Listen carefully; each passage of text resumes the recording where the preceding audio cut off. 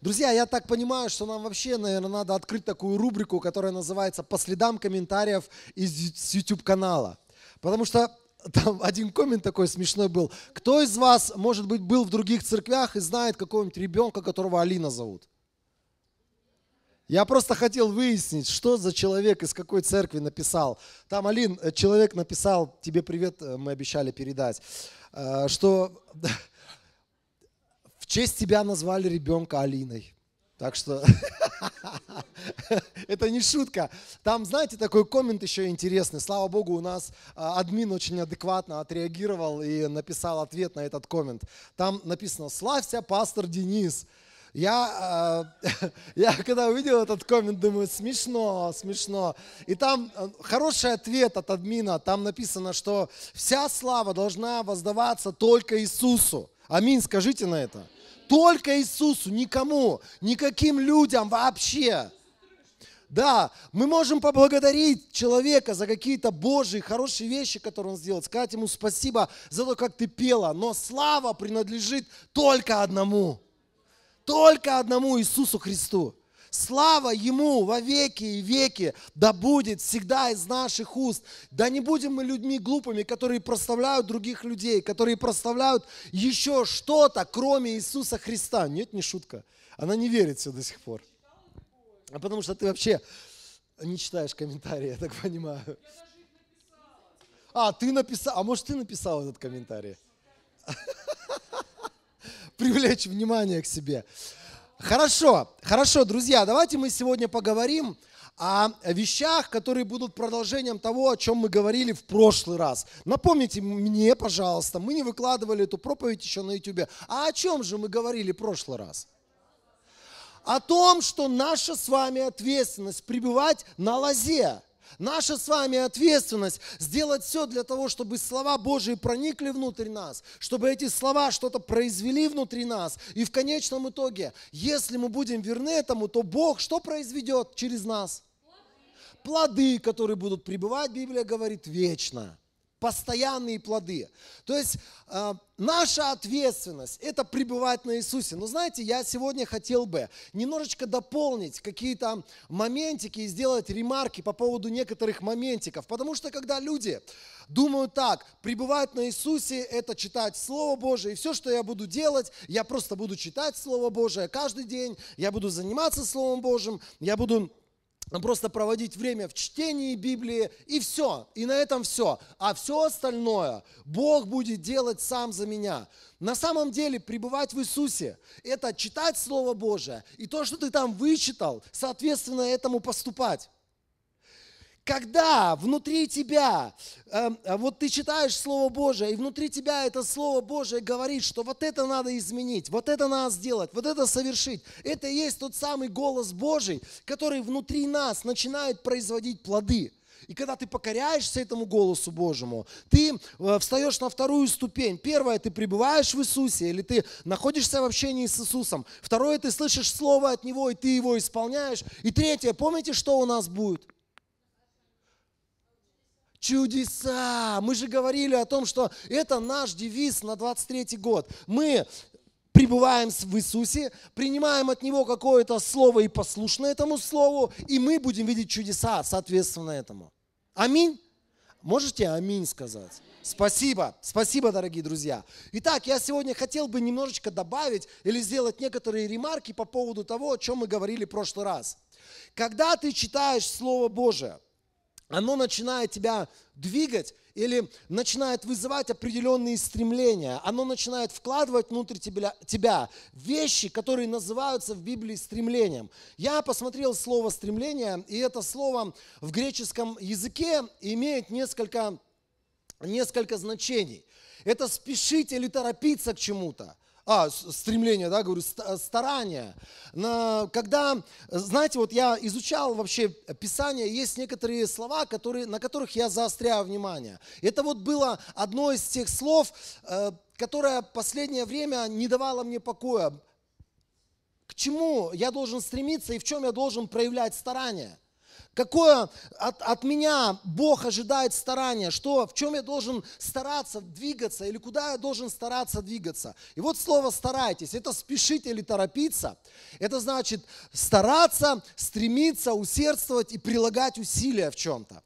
Это вещи, которые, скажем так, Бог желал бы, чтобы внутри меня появились правильные старания или правильные усилия, правильное усердие, чтобы я в чем-то начал правильно усердствовать. Кто из вас когда-нибудь, вот вообще вы в Библии смотрели на слово «старайтесь» или «старание», к чему нас Бог призывает, чтобы мы старались, в чем? Есть варианты. Я несколько вариантов покажу. Старайтесь иметь мир друг с другом. Насколько это возможно, да? Еще, к чему нам надо стремиться? Или старайтесь во всем угождать Богу. Еще, все, что связано со старанием. Что нам нужно делать? Вот ты читаешь Слово Божие, оно тебя толкает куда-то, оно тебя двигает куда-то, чтобы ты старался что-то делать. На самом деле, Евреям 11 глава говорит, чтобы мы искали Бога старательно. Спасибо большое. Я просто так волновался, аж думаю... Хорошо, чтобы мы прилагали старания в искании Бога. Хорошо, еще как вариант.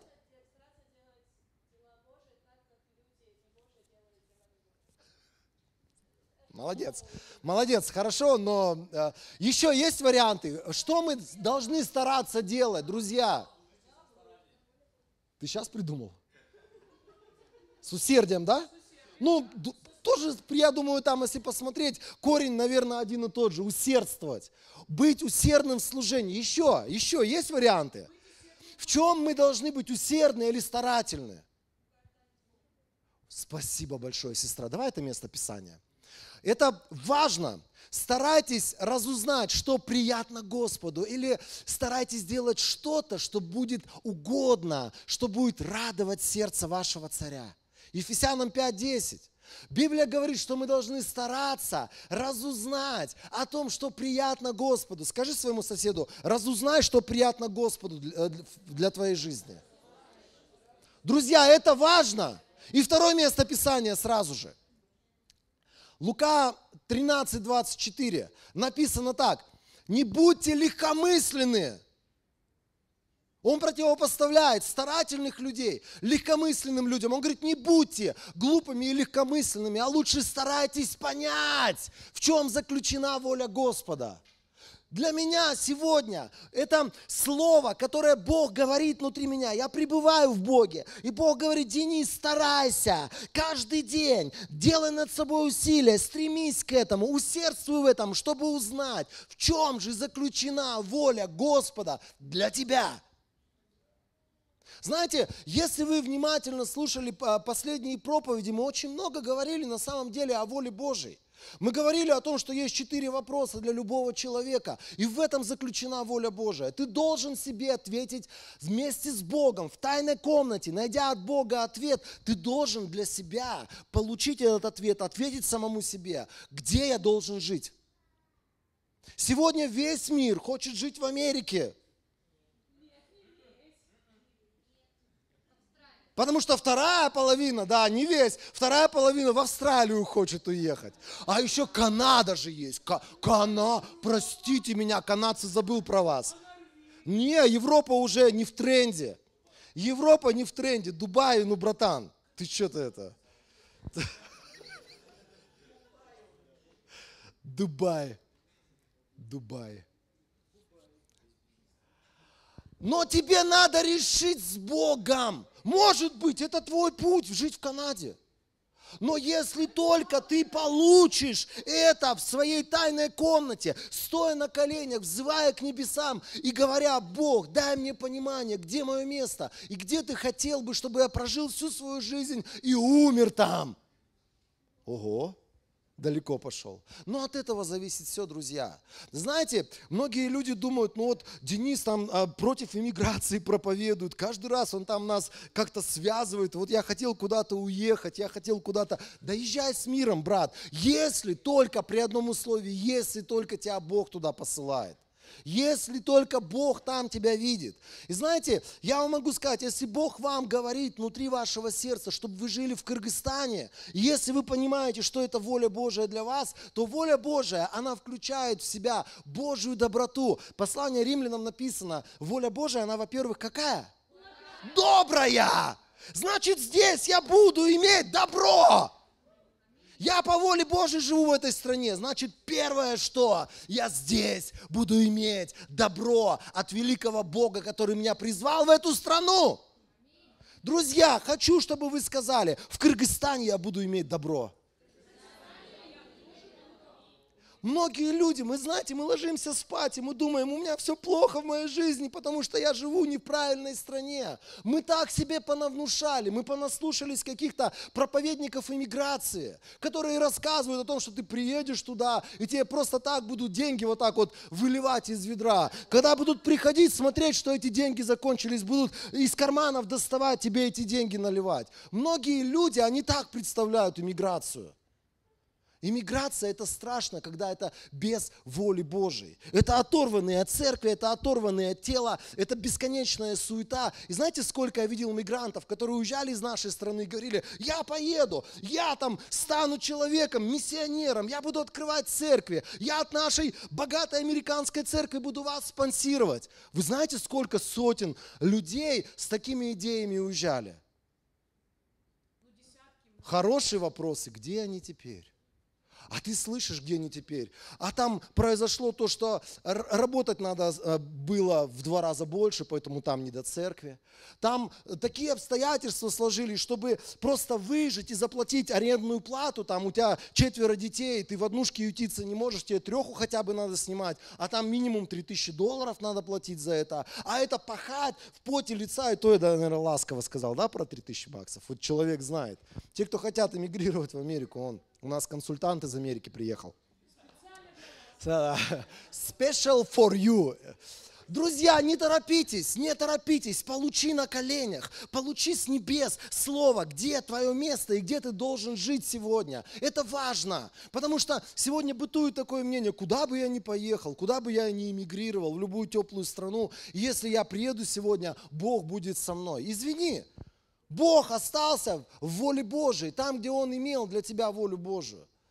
Бог остался там. Некоторые люди скажут, я не верю в такое богословие, в такую теологию. Знаете, если бы у Бога было другое отношение, Он бы никогда нам не говорил, чтобы мы искали Его волю. Чтобы мы узнавали тщательно, делая над собой усилия, тщательно узнавали, каково мое место и где я должен находиться. С кем я должен жить, второй вопрос. С кем я должен жить?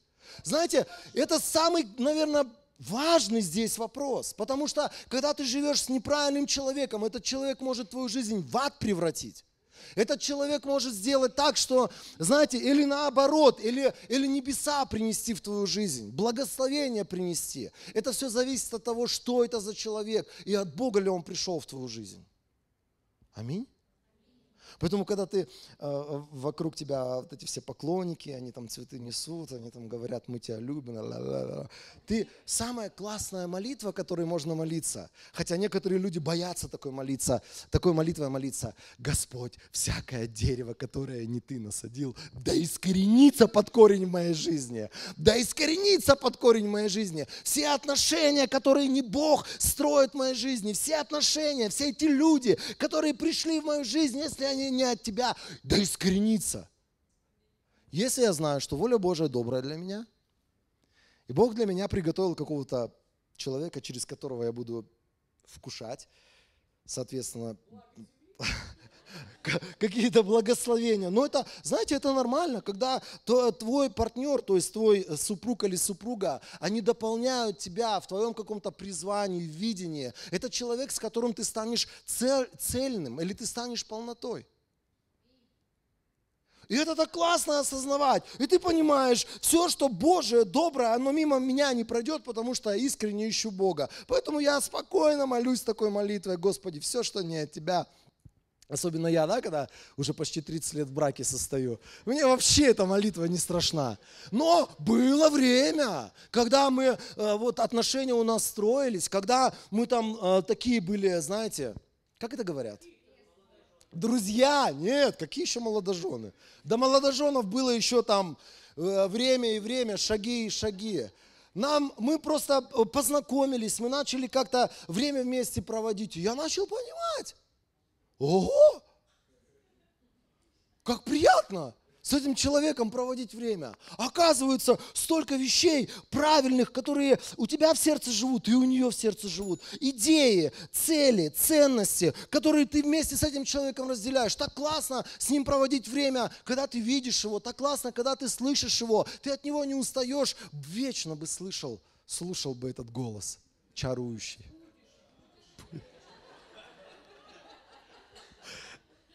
Тебе это еще предстоит, да? И ты понимаешь, что по плоти, в душе вы похожи, в духе тем более. А ты внутри такой миссионер, она только с миссией вернулась. И ты понимаешь, вау, просто с неба человек. И тут, знаете, тут важно, я помню это время, когда я постился, я молился, я ходил, это было около стадиона «Спартак», я не знаю, как он сейчас называется, этот стадион. Пусть будет центральный стадион наш городской. Я там рядом гулял, там парк Горького, если я не ошибаюсь.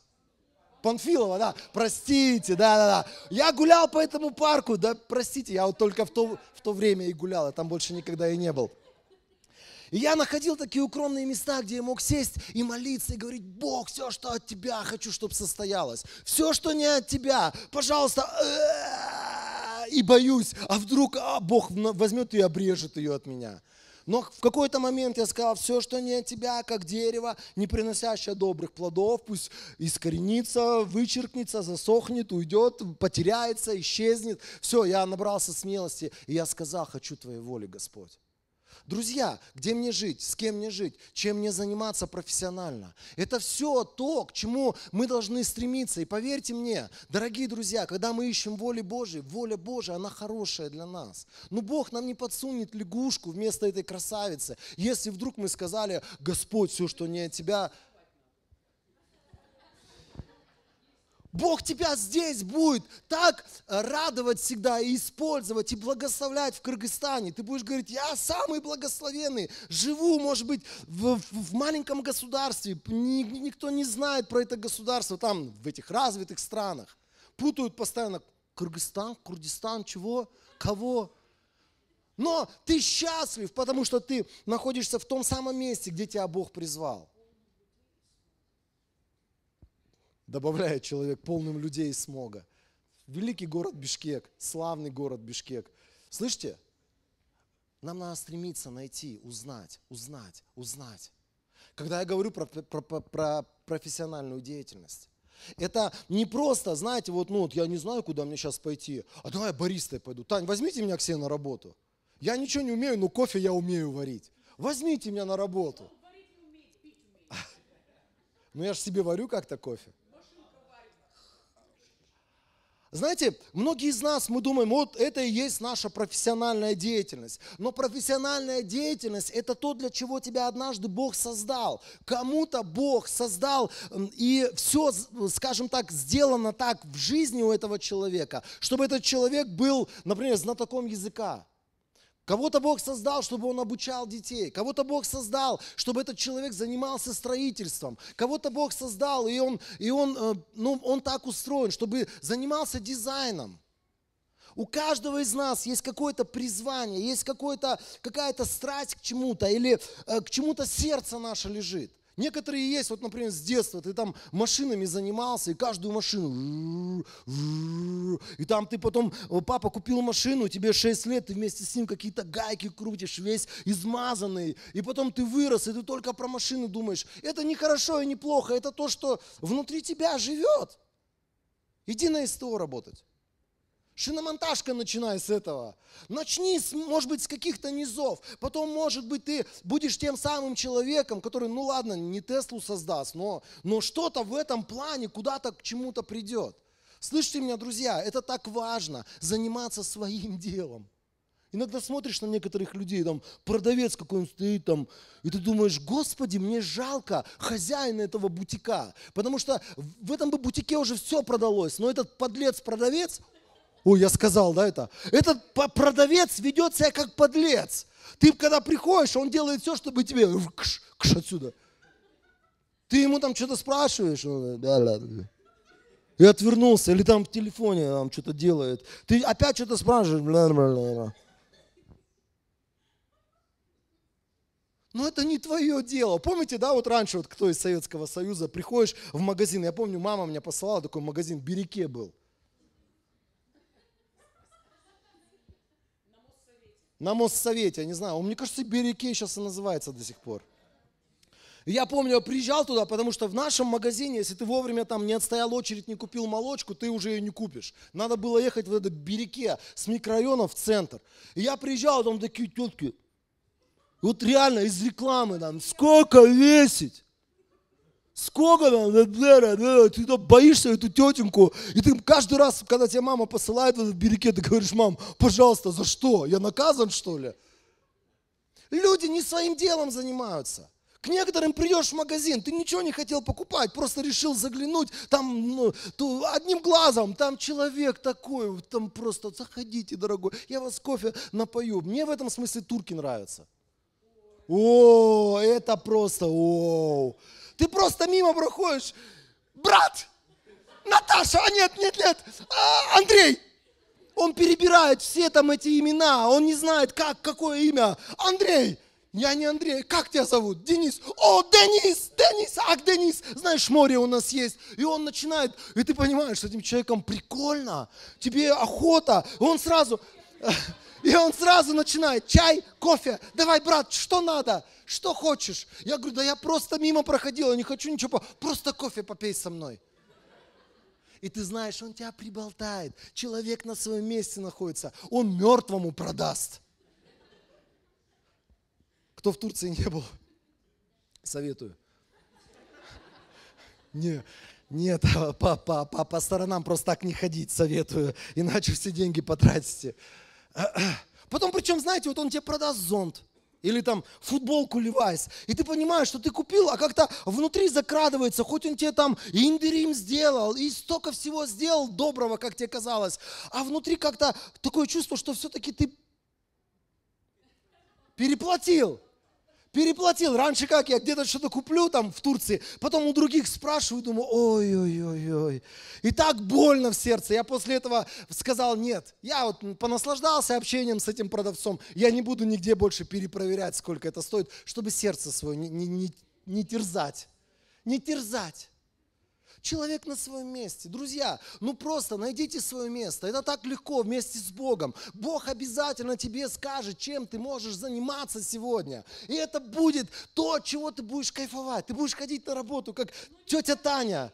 Просто каждый день думать, быстрее бы 9 утра началось, а лучше 8. А давай, может быть, она звонит администратору, говорит, а может кто-то есть на 7. Нет, она устала уже просто от таких. Но на самом деле, когда ты занимаешься своим делом, тебя крылья ног несут туда. Конечно, не каждый день. А вот знаете, вот это все можно назвать одним простым... Я ж знал. Вот это все можно назвать одним простым словом. Цели, друзья, цели. Нам надо от Бога получить цели, куда нам двигаться. Многие люди ставят цели такие, они сами себе эти цели выдумывают. Сам себе цель придумал какую-то, и вот он потом в поте лица к этой цели идет, а Бог никогда тебя туда не толкал. Знаете, я вот, езжу на Ауди, у кого-то Lexus, у кого-то Mercedes, у кого-то Tesla, у кого-то велик. Я никому из этих ребят не завидую вообще. Потому что мне Бог дал что-то, я от этого кайфую, мне это просто приятно, я наслаждаюсь жизнью, и меня не задевает, что, например, я не на каком-нибудь 600-м Лексусе катаюсь. Ой, это не скромно. А у многих людей это же цель жизни. Продам душу, продам печень, продам еще чего-нибудь лишнее там в организме, куплю себе, добьюсь цели. Да это не цель, это безумие. Это безумие. Цели, вот 4 сферы. Где жить, с кем жить, чем заниматься профессионально и где я буду служить в теле Христа. Если ты сегодня оторван от тела Христа, ты сегодня смотришь нас по телеку, смотришь нас в Ютубе, лайки ставишь, рахмат тебе, конечно, низко поклонимся, нам это нравится. Но одна часть воли Божьей в твоей жизни будет откусана дьяволом. Откусил самую, причем серьезную часть твоей жизни. Потому что когда ты реализуешь себя духовно, когда ты находишь свое призвание, свое предназначение в теле Христа, и ты просто верно делаешь эти вещи, то тогда ты будешь самым счастливым. Без Лексуса, без Фексуса, в съемной квартире, с маленькой женой, там еще с какими-то вещами, которые, ну как тебе кажется, не такие, как есть.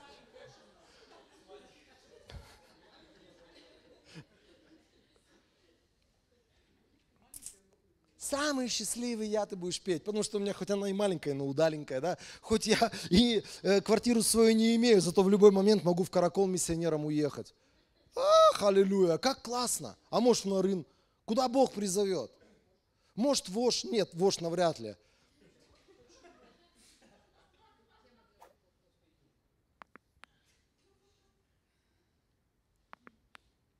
Слышите, друзья, это все цели. Эти цели надо решить с Богом. Эти цели ты не можешь сам себе выдумать. Вот мы ставим цель на год, на 2023 год. Я хочу в 2023 году открыть бизнес, чтобы у меня там 100 человек было. А в чем бизнес, брат? Пока еще не знаю, пока что думаю. Это не так работает. Я хочу там в 2000 каком-нибудь году стать пастором церкви. Да, нормально. Ты что начал делать для того, чтобы быть пастором церкви? Я закончил семинарию заочно. Пока на карантине сидел в 2020 году, все равно делать нефига было. Я вот там отправлял какие-то тесты, мне прислали какой-то бумажный диплом, все. Я пасторские курсы прошел, я пастор церкви. Ну так не работает это. Я недавно, знаете, историю смешную вспоминал. Мы когда в Караколе служили, по прошествии какого-то времени там началась тоже библейская школа. И мы нескольких ребят молодых отправили учиться из нашей церкви в эту библейскую школу. И там прикольно так было, один парень, он учился. И потом он начал, они же там днем чаек пьют вместе, как-то время вместе проводят. И он начал всем ребятам из нашей церкви говорить: я жду не дождусь, когда Алина с Денисом уедут из Каракола. Они такие: а что, почему они должны уехать? Потому что я понимаю, я чувствую это призвание, я буду пастором этой церкви. Вот, просто жду не дождусь, когда они уедут. Я это услышал. Так получилось, что я услышал эти разговоры, я его позвал. Имя говорить не буду. Я его позвал, мы сели, я говорю: брат, пастором церкви хочешь быть? Он такой,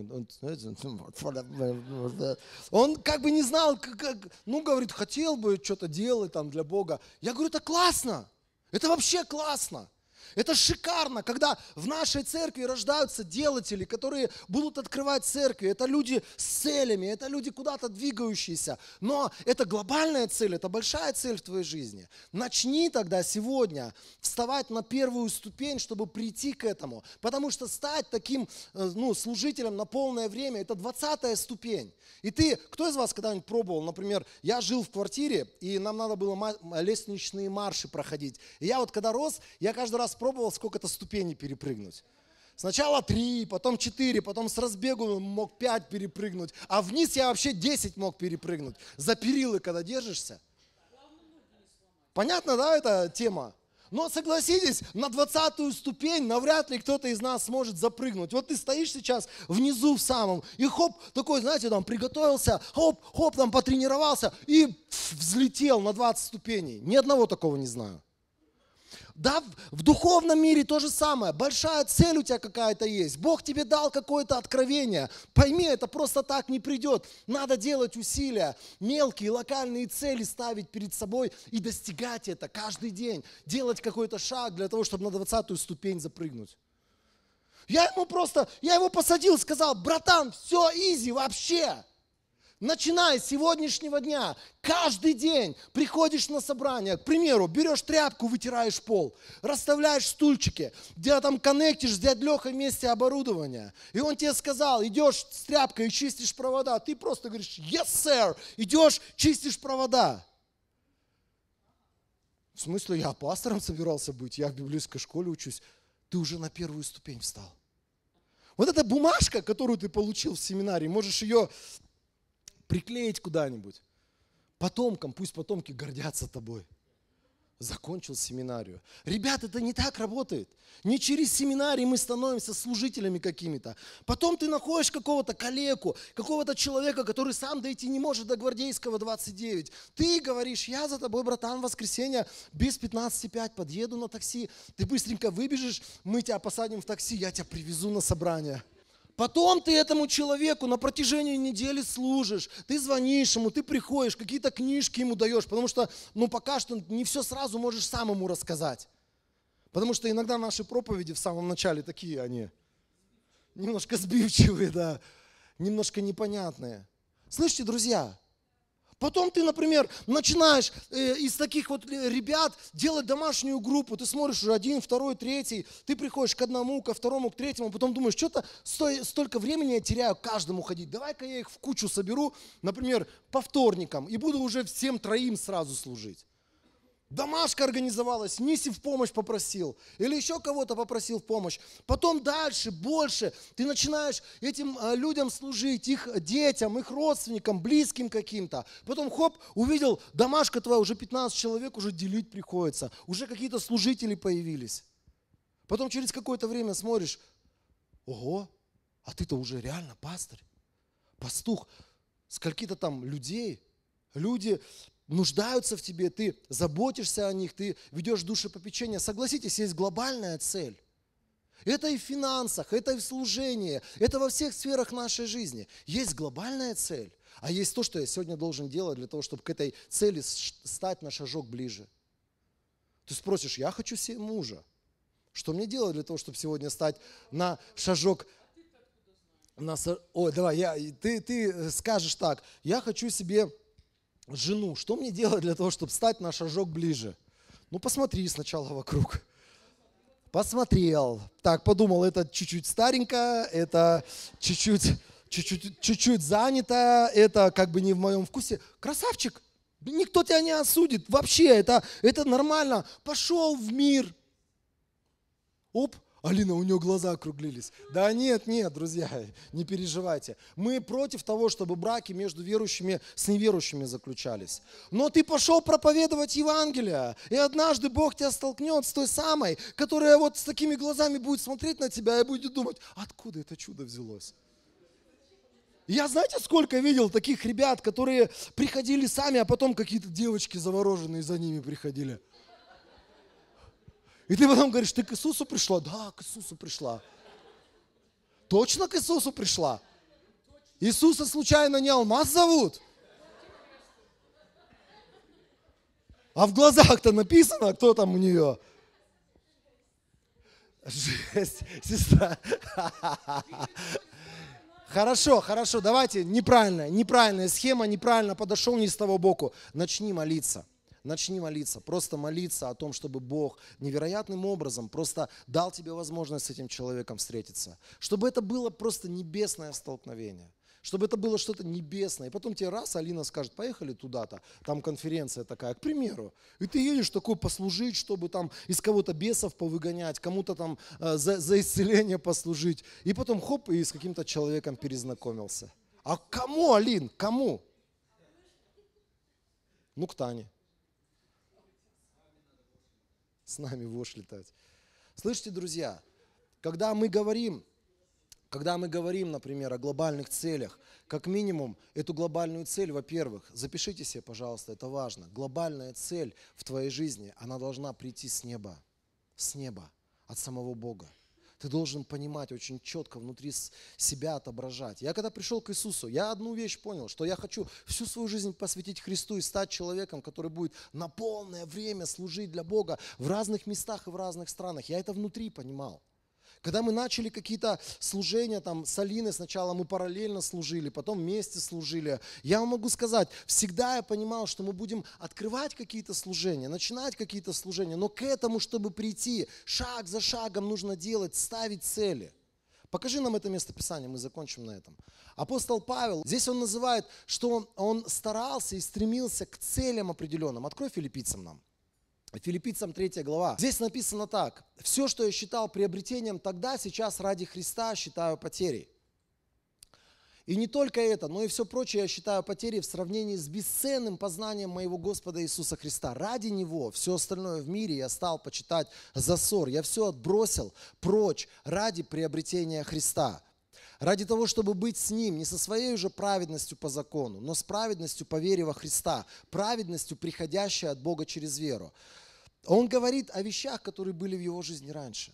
То, чем он мог гордиться, то, чем он мог хвалиться, то, на что он мог уповать, свою религиозность, свои какие-то ценности, в которых он когда-то жил. Когда он встретился с Христом, он говорит, вся моя жизнь до Христа ничего не значит, потому что все это бессмысленно. И дальше он говорит, я хочу познать Христа и ту силу, что воскресила его. Хочу разделить с ним его страдания, стать как он в его смерти.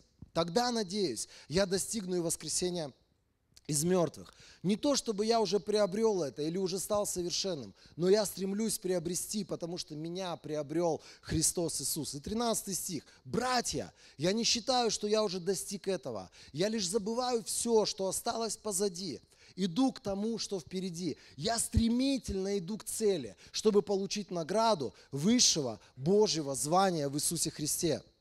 И 15 стих есть у нас. Нам всем духовно зрелым людям следовало бы так смотреть на вещи. Здесь остановимся. Вот к чему нас Бог сегодня призывает, стать духовно зрелыми людьми. Каждый день ты стремишься к цели. И эти цели связаны вот как минимум с этими 4 сферами твоей жизни. Эти цели связаны с вещами, к которым Бог тебя тянет. Это то, что ты делаешь каждый день. Мне очень понравилось, одна сестра говорит, я там поеду сейчас куда-то, полечу куда-то, и у меня есть цель послушать вот такую аудиокнигу, которую у нас на канале выложили, прочитать вот это, послушать вот это, посмотреть вот это. Это цели, которые духовно двигают тебя к чему-то. Это все цели. Ты каждый день расписываешь таким образом, что этот день состоит из маленьких мини-целей, которые приводят тебя к твоей глобальной цели. Поэтому давайте станем сегодня мудрыми людьми или духовно зрелыми, здесь апостол Павел таких называет, которые каждый Божий день забывают уже то, что было вчера. Хорошее, плохое, упал, или наоборот что-то там получилось у тебя в жизни. Забудь это. Сегодня следуй за Христом. Сегодня ставь цели каким-то большим исполнением, большим вещам, которые Бог перед тобой поставил или которые ты имеешь от Бога в своей жизни. Аминь.